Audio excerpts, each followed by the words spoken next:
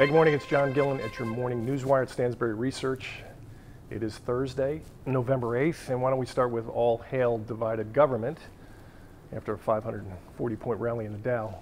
Over the next 8 months, if past history is any guide, it's a pretty good bet, the market's going to rally another 15%. Market likes checks and balances as long as they write more checks. Not sure why this occurs, but perhaps it gets more people working on good causes.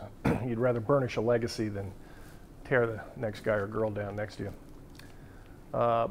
Investors storm back into technology, materials, financial, energy, just about anything you can think of, and that's all part of the reflation trade we've talked about ad nauseum. Keep in mind, earnings are up 24% year over year. GDP is growing 3.5% at least. Jobs, wages, interest rates are down.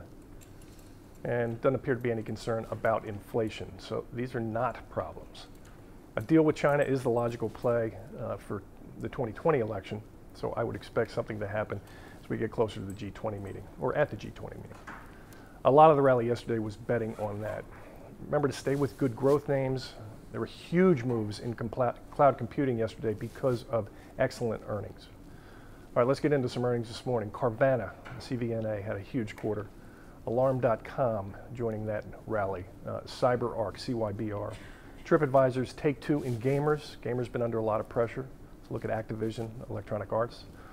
Green Dot makes the credit cards for Walmart. L Brands, better than expected. Cardinal Health, and overseas AstraZeneca, and also Siemens. On the losing side, Wynn Resorts. Just a terrible name because the guy who's started the company is out. That's bad karma. And Wynn Resorts is down significantly because they said their Macau business is going to be lousy. Makes sense, right? Chinese market's been down 30%.